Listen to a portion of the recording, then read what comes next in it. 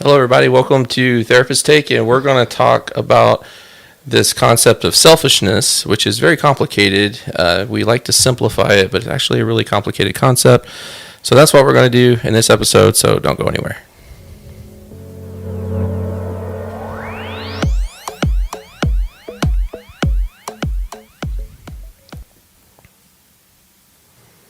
Welcome again to Therapist Take, which is now the podcast. So I don't know if I have to keep doing that. We are several episodes in, and we dropped several episodes at this point. So we would encourage everybody that is listening to this on the podcast to remember that we actually record these live. So feel free to head over to our YouTube channel, subscribe to our page, and join in on the discussion. We try to monitor the comments as they come through, and sometimes we're able to possibly even address them. But as always, especially on the podcast, giving us a 5-star review. If you want to write a little note on there, I noticed that we had some come through, which is good. Nice. Yeah. And then like, subscribe, share, all the great stuff that helps please the algorithm, so we can get some of these episodes out to more people. So if you like what we're doing. So we're going to talk about something. This is something that actually comes up quite a lot in the sessions that we do as therapists, where the word selfishness gets thrown around quite a bit. Yeah. Right? Yeah. And so it's actually a pretty complicated concept. So we're going to dive into that here in just a minute. It is the new year, though. We were debating on doing the kind of cliche New Year's resolutions one. So do you have any? Kind of intentions. I guess that's a better word. Do you hear people say that? Intentions. We should make kind of start a new trend. I think it's already started. Intentions. It's already started. Who started it? I don't know. Not me. I think we're past the crest of that. Actually, it's been around. Yeah. Intentions. New Year's. That sounds better than New Year's resolutions, because you've heard me say this many times, where I'm like, don't put things you want to accomplish on your New Year's resolutions, because it seems like for most people, it's always the things that they don't accomplish ends up on that list. It's almost like we put the things that are unattainable in our minds. Anyways, we know they're attainable, but it feels unattainable. So I'm going to do it this time, and deep down, you really know you're not. So I'm like, if you want it to be a New Year's resolution, don't put it on your New Year's resolution list. It's the fastest way for it not to get accomplished. That's right. Yeah. Put it on your New Year's intentions list. That's right. List. Do you have intentions? New Year's intentions. Carrie and Josh. Well, Josh, do you have intentions? Yeah. Okay. I'm kind of boring. I kind of have the stereotypical weight loss type. It's not really weight loss. For me, it really is health, which I actually encourage people when they're doing New Year's resolutions is to make their resolution a process and not a destination. Right. So instead of saying weight loss, say you want to be healthier, and then figure out what things you want to add in to be healthier. Yeah. So as you see, I got my Garmin watch. Yes, that's right. On there, which I'll put a link to in this. Josh. But no, I'm really excited about my Garmin. I mean, it's I've been wanting to monitor my sleep and stuff a lot more, track activity and stuff, and it's pretty good. It just a little bit ago it said, "You've been sitting too long. You need to get up and move." Well, yeah. And also, we talked about this. It's a little hard when you're a therapist. Yeah, it's a little judgmental. Yeah, too. it is judgmental. You feel like you need to talk to him about this is my job, man. You don't think they could elaborate, add some emojis in this little tiny space on my watch? I don't know how you do anything on that little tiny thing. So I know. Yeah, I resisted getting one forever because I'm for that reason. Yeah, I know. Sure. Yeah. But I see the appeal. Good. But so yes, that's my intentions, but it's not a New Year's resolution. Right. So why did we decide not to do New Year's resolutions as our discussion? Because we're talking about it. It's like we want to. Oops. It seems overdone. Yeah, seems overdone. To me, it's Yeah.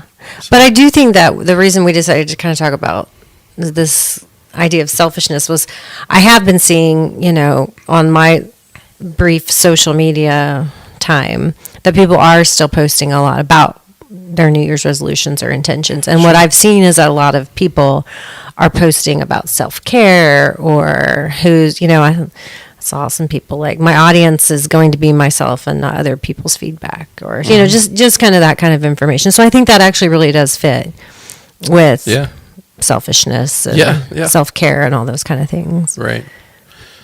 So let's talk about this idea of selfishness first, and kind of the problem with it. And actually, before we go there, let's just, if I could have Hannah just throw on the screen real quickly for those of you that are watching this, just to kind of see the topics that we're going to cover. Is we're going to kind of break this down into and talk about 4 different concepts. And so one of them is selfishness, right? But then we're going to talk about self-care, and we're going to talk about selflessness, and then a concept called codependent giving. And this really kind of stems from, and there's an Instagram post that I did not too long ago, because I was probably in the middle of a session, somebody probably brought up selfishness is probably what happened, and I was just like, I just need to go ahead and make this post. And it's just differences of, it always feels like is it selfishness versus selflessness? Which I don't think it is. I think it's more of the differences in selfishness versus self-care, and selflessness versus codependent giving. Okay. So we'll talk about that. Okay. But let's kind of talk about just the problem of kind of just making selfishness this umbrella term that kind of covers all things that you do for yourself. Like, I just don't, I personally just don't think that's fair. I don't think that's fair either. And I think you said a little bit ago, we do hear this a lot in our office. Clients will say, is it selfish too? Or, oh, I don't know if I could do that. That seems selfish, right? Or they'll describe someone in their family, he or she's very, very selfish, right? So I think we do maybe hear it more than other people. But how do you typically respond to that? Just in general? Yeah. I mean, in general, like, you know how it is, like, people ask us all the time as therapists, like, are you analyzing me? And I'm always like, yes, yes, we are. We just don't say anything. I'm like, hey, like, if you're a horticulturalist, right, you're probably going to notice people's plants. Yeah. But you don't have to say anything. Right. Please don't criticize my caretaking of plants. It would devastate me. No. So yeah, we notice things. I think, I think as therapists, we have to work kind of extra hard at not getting too analytical on things. We do have to be simple sometimes. Yeah. Just for the sake of sanity. Yeah, I'm sure. So sometimes people say that's kind of selfish. You might just let that ride. But in this room, like with clients, that is a buzzword for me. Sure. Like, if someone throws that out, my ears perk up. Well, let's go with that, because I just don't think selfishness in how they're using it tells the whole story. Sure. It makes the story simpler. It's just easier if you're a piece of crap. It's just easier when things are black and white and there's a good guy and a bad guy, and I guess I'll be the bad guy. So I'm selfish. Yeah. I know it is, but I actually think that when we're talking about it with our clients, we're actually helping them explore. It's not so black and white. It's not so simple, right? Right. Yeah. So how do you define it? I mean, you literally have your own definition of it, quoting. I get teased relentlessly for this, but let me. Can I at least state my case? Of course. So we're about to show you guys some graphics, and for those of you that are listening to this, you can go and watch this, but we're also going to read these definitions. But just to kind of paint a picture for you on these graphics, they're very colorful. I might have some great pastel colors that I created, but also at the end of it, I quote myself. Okay, I understand that. Okay, that I do that. The reason I do that is because the Instagram account is the Family Solutions Instagram account. So it's not a Josh Nichols Instagram account. And I don't want to feel like that I just represented everybody here. And so I just felt like if you had said that, I would have quoted you. So it was very selfless. Yeah. Okay. There's no narcissism in this, Carrie, at all. Being therapist is totally selfless. Yeah. At all. Yeah. or in running the social media stuff. Absolutely. I'm sure. Doing a podcast or anything of that. Right. Yeah. Right. So anyways, that would be my case, but I will take the not insults, but I'm just teasing. I know. I appreciate you putting to words these four, related but distinct concepts. Well, I don't want people to think you said this amazing stuff. Sorry. We're laughing because it's okay, true. Okay, there is a hint. Okay, yeah, okay, yeah. Okay. Okay. All right, so let's go ahead and talk about the first word of selfishness and to kind of set the tone here. And so we'll put that graphic on the screen, and so I'll just read it verbatim here. What I wrote was, and I'm going to also say that these might change. I wrote these in 30 minutes time, put these together, so these could change and evolve over time. But for me, it was selfishness is a desperate attempt or series of attempts to take care of or look out for self at the unnecessary and sometimes unreasonable expense of others. Mm-hmm. It's fueled by anger, resentment, contempt, and or indifference. Mm-hmm. What do you think? I guess I was thinking, I wonder if you could add oblivion at the end too. You're just not aware of others. Yeah. But yeah. That's where I think kind of indifference kind of comes in. Yeah, indifference, oblivion. I was thinking of children, right? Oh, yeah. Developmentally, 2-year-olds are supposed to be very all children are somewhat selfish, but that kind of flares up right at that toddler phase and again at that teen phase, right? Mm-hmm. And at least with kids, oblivion for sure, right? I'm not aware that you're tired. All I know is I need something. Right. I see where you're going with that, because I do think there's a difference there, because when that was a very intentional word I put in there, indifference, and it was coming from kind of people who are reaching the point where I just don't give a crap. Yeah. Sure. I'm just indifferent. I'm kind of nothing sure. You, in a sense.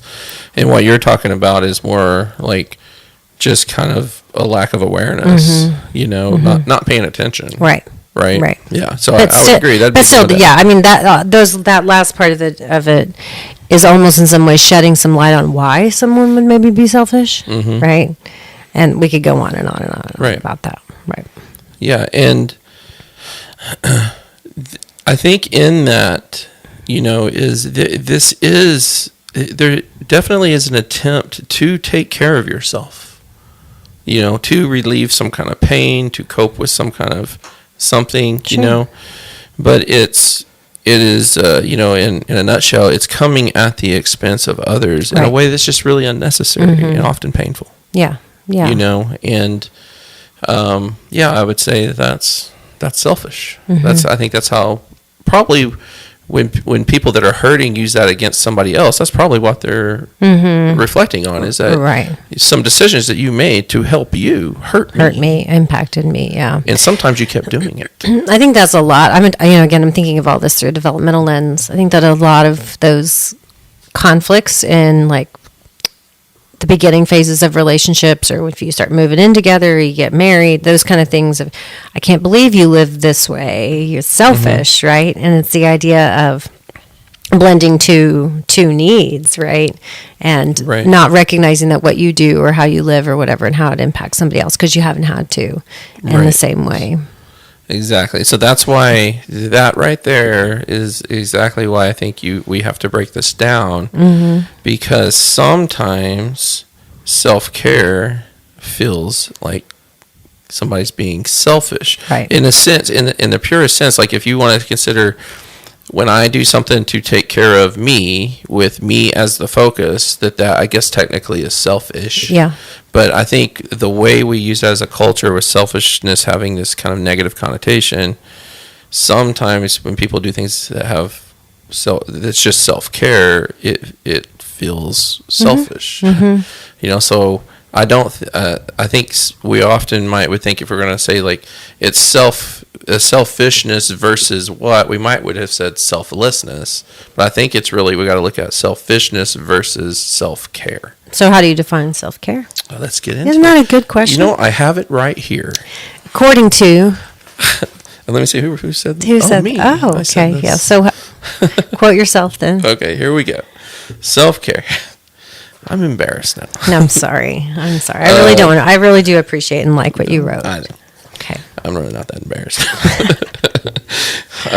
Okay, so self-care.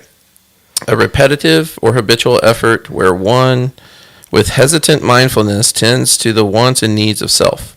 It's fueled by the love of and respect for self, as well as loving consideration of others.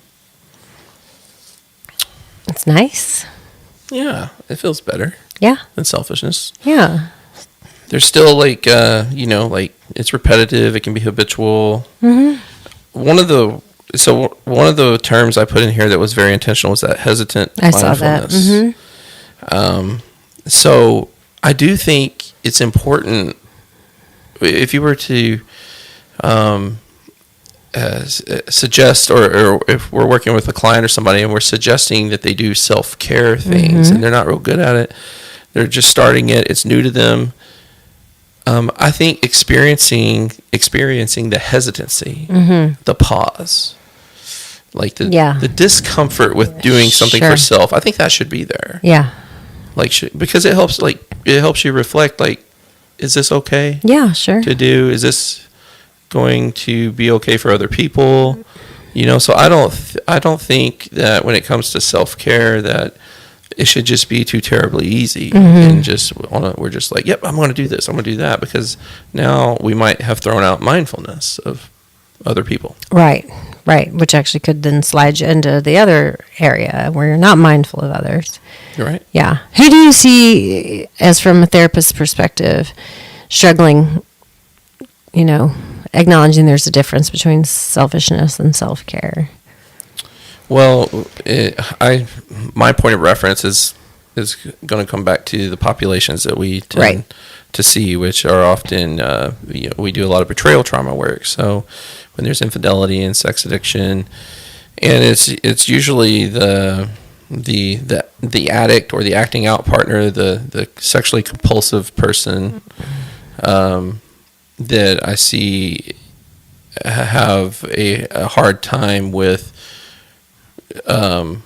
doing things that would be self-care versus selfishness. Sure. But I could also see that with the partners too, the ones who have been hurt by it too. Like they're very good at taking care of other people. You've said that from the get-go, right? Yeah. That partners are some of the most amazing people you'd want to have in your life because they're great, right? At giving and doing and kind of keeping all the, balls in the air, juggling all the things. Yeah. I mean, they how many times has somebody that has been betrayed through infidelity sat across from us and they are cut open, they're hurting, and then we'll watch them in real time tend to the pain of the person who cut them open. Sure.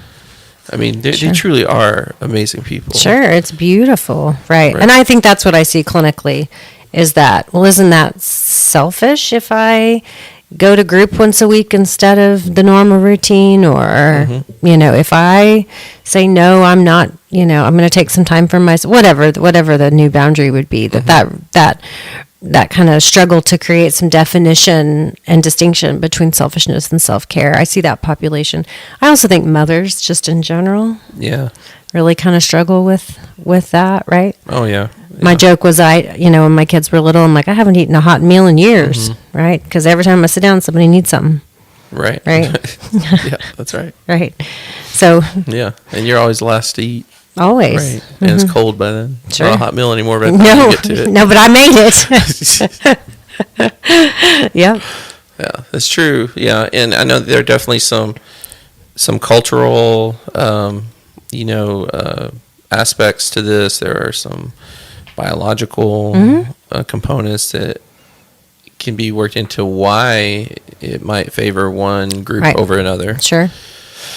And the same is true, like with some of the people I work with that have the ones doing the betraying. I think I did a YouTube video about this where I talk about selfishness doesn't tell the whole story. There definitely is selfishness in there when you're secretly, having an affair with somebody, an extramarital affair. But there also is an element of not just wanting to escape, whatever discomfort I'm feeling. I don't want to create discomfort for somebody I truly care about by delivering my pain or whatever it is up in on the table with everything else. Yeah. And so I'm a firm believer that most affairs and acts of infidelity are efforts to emotion management. Mm-hmm. So I want to manage my feelings away from everybody so I don't bother them with it. Right. And then, but, I would never, that's not a first session conversation I would have with a partner. I mean, it makes it sound like that. I don't want anybody to think that I'm suggesting in any way. It's not altruism. Right. He had an affair to help protect me? You, right? Come on. And even if that's the emotional piece of it, that doesn't mean that the partner has to, offer compassion in response to that. Exactly. Right. Yeah. Even if that was true. Right.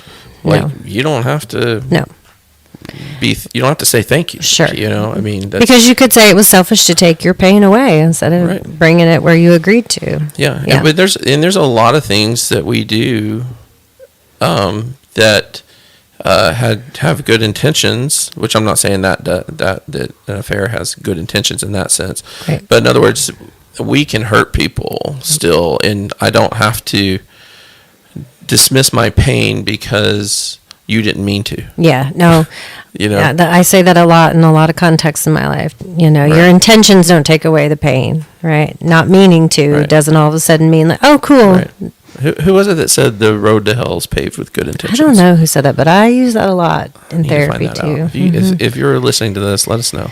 Yeah, because it's a really good, accurate description. It sure is. Yeah. Yeah. But every time my kids say, "I didn't mean to," this is one of those times that I probably should abandon my analytical brain and just say, "I know, but you're in trouble anyways." Mm-hmm. But I'll say like, I know you don't mean to. Like, do you think I think that you're sitting around here plotting? How you're going to make my life terrible or miserable, or how you're going to pull one over on mom and dad for sinister reasons. Like, I know you didn't mean to, but you can still make mistakes when you have good intentions. Yep. So anyways, we digress. Yes, we do. Anyways. All right. So that's like, so the point here is like, I think you have to look at the difference of selfishness versus self-care. And self-care should feel a little uncomfortable, I think, but just enough to make you pause and then realize that what is good for me, hopefully, will be good for the people around me. Yeah. Yeah. I think that is what research tells us. That's just intuitively, I think, what we all know in our heart of hearts, right? Yeah. That if I'm more rested, I'm probably going to do better at everything, right? If I have some of my priorities taken care of, I'm probably going to be better for all the others. And I think that that's just a challenge, right? You have to create enough cognitive dissonance, right? To help people say, I hear that. Let me go try it. Right. Yeah. This is also one reason too, why I don't think that, and when we talk about affairs or acts of infidelity, sexually compulsive behavior being an effort for emotion management, I would not put it in the category as an effort towards self-care because the way it's often done in secret. Yes, it's like I mean, why would you do something? Why would you do something that's good for you in secret? Yeah. So you'll never be able to convince me that somebody who is having extramarital affairs or whatever is doing it because they think that's good for them. Sure. I think that's a really good, just kind of measuring stick in a lot of ways. Like self-care is supposed to be something that's good, and it doesn't have to be something that's public. Right. But it doesn't have to. Right, and it can even be private. right? Like meditative experiences are pretty private, but they're not secret. Right. Right. Yeah. And you and I have that conversation a lot. There's a difference in privacy and big secrecy. time. Yeah. Absolutely.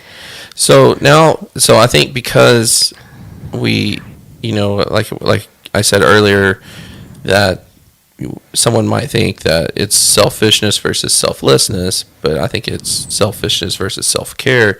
I think we do kind of owe it to kind of dive into then what is selflessness? Yeah. Because I definitely don't think I wouldn't put self-care in the category of selflessness because it's not selfless. Not the same. Okay. Then You're focusing on self. So let's define selflessness. All right. So selflessness. This is, by the way, I quoted this one. Nice. This is my definition. The giving or lending of one's time, effort, and/or resources for the potential benefit or well-being of another, a group, or a cause at a reasonable expense of the one giving. Mm-hmm. Reasonable. You picked up on that. I love it when you pick up on my words. Okay. Yeah. Is fueled by the love and consideration of self and others. Okay. There's both in there, self and others. Yeah, you picked up on that. I was wondering if that would get picked up on, because I intentionally put the love and consideration of self first and then others. Right. Because it's kind of paradoxical, right? Because it's selflessness, but it's out of love for self. I need to do this. Like, this is being selfless is good for me. Yes, it is. It's something we teach, right? It's something we ask for the last step of the 12 steps. What's it? Go on, help other people. Right. Right. Mm-hmm. Right. But it's not so much of how much is good for me, how much is good for others. It's more of like a whole type thing. The whole is greater than the sum of its parts type thing. Mm-hmm. Right. Yeah. No, I think I like the idea that this definition sounds very positive to me. Right. Mm-hmm. And I think that sometimes you can hear the word selflessness and think, whew, that's a slippery slope. You sure get yourself in trouble. And you could, but I really like the idea that you're really anchoring this in. Yeah, this is pretty essential. I mean, I would think all humanity needs to value selflessness. Right. Yeah, you perked up when I said the word reasonable. What would happen to you there? Because I think reasonable is what keeps it from sliding down into the other one we're going to talk about, right? The codependent giving. And I also think that I know I'm a therapist and there's many ways to heal, but I think one of the best ways to heal is to help other people. Yeah, yes. I think of all the things in my life that shaped me, and probably what shaped me the most wasn't the classes I took, but it was the work I did with people that needed help. Right. From volunteering at 14, building homes, right, to Head Start programs that I volunteered in, to the Title IX classroom. I mean, it's all the things that probably shaped me and helped me more. It's kind of like the concept of like in a Christian organization, they might say like you can't outgive God, or in an educational setting, a student can't outlearn their teacher. I mean, it's like when you are helping somebody else, you are helping yourself far greater than you're probably helping that person. Yeah. But that can't be the motive behind it, right? It's like the Friends episode, right? With Phoebe and Joey. Which one? Oh, I love it when you bring up media. Go ahead. Oh, yeah. Well, I have, like 3 frames of reference, right, in my life. But, the episode where he challenges her to find a completely selfless good deed. Oh, yeah. So they're challenging altruism. Yes, right. And, of course, she tries all these things. Let's a bee sting her. And he says, well, now the bee's dead. Right. And then, of course, there's nothing that's completely only to others. It's also to yourself. And thank goodness. Right. That's the beautiful piece that you brought up in your definition. Absolutely. Yeah. So now let's dive into this concept of codependent giving. Now, this I imagine that a lot of people listening to this would, this is probably the first time they're hearing the concept, right? So, like, this was a concept that was kind of introduced to us, right, when we were doing our CSAT training, which is a form of treatment that's based in trauma model, you know, and it's where we got most of our training for as betrayal trauma therapists, right? So it's interesting, like this idea of codependent giving. So what just without reading your words, you educate everybody on what it means to you. I think it's just the idea of being a bottomless pit of giving, right? That there's no ability to feel like satiated or sated, like, oh, I've given enough, right? And I think it comes from places of wounds, insecurity, pain, right? Not holding form and being enough of a person to know I can give this, like your definition of selflessness, right? That it's got enough reasonable benefit for self and others. This to me is tipping that scale of like it's not reasonable anymore. Right. Okay. So now, before I read my definition, one thing I want to point out is that I think that even more so than selfishness and self-care, I think codependent giving masks itself even better as selflessness. Sure. Like it's real easy to see or to view somebody as being selfless who's actually codependent kind of plagued with as a codependent giver. Sure. And you'll see that in this definition because basically half of the definition is the exact same as selflessness. So let's get into it. Okay. All right. So again, this is my definition. The giving or lending of one's time, effort, and or resources for the potential benefit of well-being of another, a group, or a cause. That's all the same as what I said earlier about selflessness. All right. So here's where it's different. But often at unreasonable mental, emotional, and or financial cost to the one giving. It's fueled by an intense yet often unknown fear of potential consequence or consequences for not giving. Yeah. Pretty good. It's a pretty good definition. So, you know, kind of things to point out here is we went from reasonable to unreasonable. Right. And it's and then also what it's being fueled by. You know, it's not being fueled by like in selflessness, it's being fueled by the love and consideration of self and others. Right. It's being fueled by a fear of what happens if I don't give. Right. If I don't do this. And you and I have worked with many people that, you know, would give away the farm. Yeah. If they could. Sure. If people would let them. Yeah. Which sometimes they do. Because will I be loved? Will I be accepted? Will I be of value? Right. If I let you pay for your own meal every now and then. You know, I mean, we're not talking about like telling your kids no to a financial request of, you know, maybe they want some kind of medical treatment or something. We're talking about really small things, like every time we go out to eat with whoever it is, I'll foot the bill. Every time somebody needs a handout on this or that, I say yes. You know, and because what happens if I don't, then what does that say about me? Right.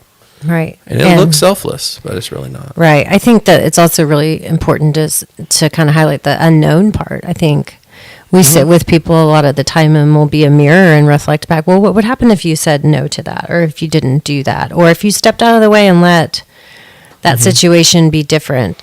You can see that it's a novel idea for a lot of people, right? And then you get to kind of break down that question of what does it say about you if you change?